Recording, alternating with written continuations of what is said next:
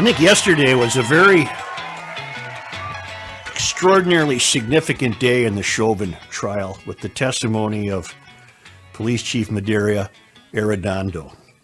And people will probably find fault with the idea that he crossed the imaginary blue line, but so has every member of the police department who's testified in this trial. And what I thought Arredondo did was noble. I thought he had to do it. I didn't think he had any options. And I really hope the activists in Minneapolis take a step back and realize that he is attempting to bring about the reform police department that you've been clamoring about for 1 year. You would be within your reason to be terribly upset if Arredondo did not cross the blue line yesterday. You might have been legitimately terribly upset. He had to, I think, in my suspicion, he had to. There was nowhere to go with this. There's nowhere to go with this. And I think that what he did was tantamount to announcing to the city council and to the activist crowd that, look, we're in a changed environment here. I see that force was used that was absolutely uncalled for and not authorized, and that needs to be pointed out, and he did, and I think that's very novel in the history of policing in the United States. Who's the author in L.A. who made a living writing about the thin blue line? The cop author. Joseph Wambaugh? Joseph Wambaugh, yeah. I mean, the blue line is a very, very real thing where police have traditionally, circled their wagons. But this was such a profound, apparently, such a profound abuse of power that, again, I don't think Chief Arredondo had anywhere to go with this except what he did. And he did it with calm and civility. And, he probably wasn't thrilled. And I bet you I'll get emails from people saying, well, I'm completely wrong, and that Chauvin should have been protected at all costs by his chief. I don't believe that. And if you want a more open police department, that's exactly what you saw yesterday, I think. You saw the beginning of a dynamic where the chief has drawn the line and said, look, I can't forget the blue line in this matter. This one's too egregious. There's no way for me to deny that. There's no way for me to hide that. And I thought it was an extraordinary day in the trial. And today you've got other police training people on saying, no, this was not an abuse. This was not an appropriate use of power. This was not proportional to the situation. I don't know where they go from here, to tell you the truth. Well, you mean the department? No, I think the department's in a good place, to tell you the truth. Oh. I don't know where the trial goes from here. What do you mean by it's in a good place? I just think that you got a glimpse yesterday of a chief who has his act together. And again, he showed the city something, I think. He said, I'm not here to pretend that the police department is above this fray. I'm here to tell you that was an unauthorized use of force and not proportional to the situation. You got truth out of him. But with the lack of cops and us losing cops in that city, do you think that hurt the attempt to try to get more cops to work in Minneapolis? Well, if it hurt, then what you're suggesting is a guy who wants to be protected from putting his knee on somebody's neck for 9 minutes now realizes he won't get that protection from his chief, so he doesn't apply to the police department? The hell with him. You don't want him in the first place. All right. Yeah. I just thought it was a bellwether day. I just think that... I don't know. I think I have a little bit of a different reaction. Okay, Preble. Well, you know what? Screw you. I want to hear it. It's not worth it. Yeah. I think it will, Chris. I do think too. so, because I think the mentality is, and I've been looking for something to back me up, but I can't find it anywhere. I think the mentality is that the chief is more than willing to sell us down the river. And sell his officers down the river? Correct, and I think that will in fact hurt recruitment. Yeah, and I guess the reason I brought it up, Joe, was you already have, and we've heard from so many police officers, both on the record and anonymously, saying, well, let's see, the mayor doesn't have, not you, but Mayor Fry doesn't have my back. The city council doesn't have my back. And now hearing the chief say that, is that going to deter someone that was likely going to apply or maybe, work? I'm wavering. What Joe said makes a hell of a lot of sense. I don't disagree with Joe at all. And I think he's right. We don't want those kind anyway. But the fact is we need a lot of cops, and we need them right away. Yeah. We need a bunch of cops now. The only other option he would have had would be to back off and say what Chauvin did was fine, and I don't think he felt that was an option. Because it wasn't fine. Given Right, the and it situation. wasn't. Yeah, it wasn't fine, yeah. Especially with all the testimony we've heard already from police officers saying just that. Yeah. I've got a good emailing friend who is going to take me to task for saying what I've said today. And he has a history in law enforcement. I guarantee you he's going to take me to task. I don't think Chauvin is worth protecting based on what we've heard and what we've seen. I'm sorry.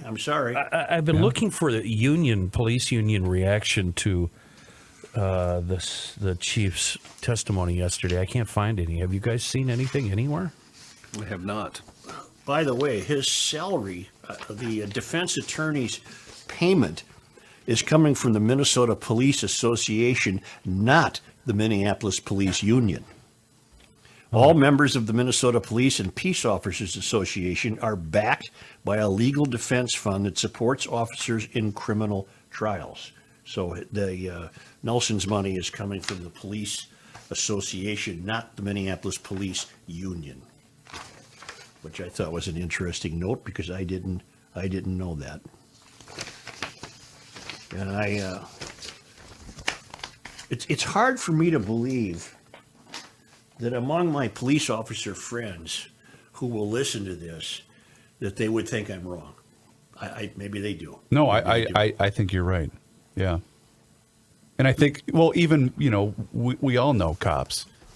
The people that are the most upset with what took place back in May are cops. Because this guy is going to, make all the good cops look bad, and so they hate this more than anybody.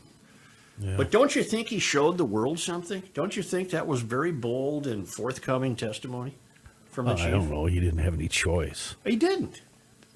But thank God he accepted that he didn't have a choice. Right. Yeah. He didn't backpedal. He didn't obfuscate. He didn't try to hide. He laid it on the line. Yeah, and the defense attorneys were pretty strong with him, and he was also very honest. I don't know I don't know what to say. We have a woman who is warning us. There's a woman out there named Maya Eccles.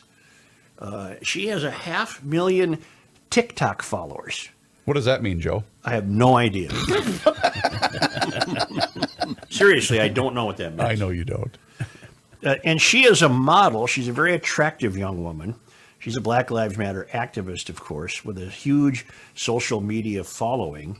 And she is threatening now that all hell is going to break loose if Chauvin is not sentenced. So why don't you play her little audio there for us? If George Floyd's murderer is not sentenced, just know that all hell is going to break loose.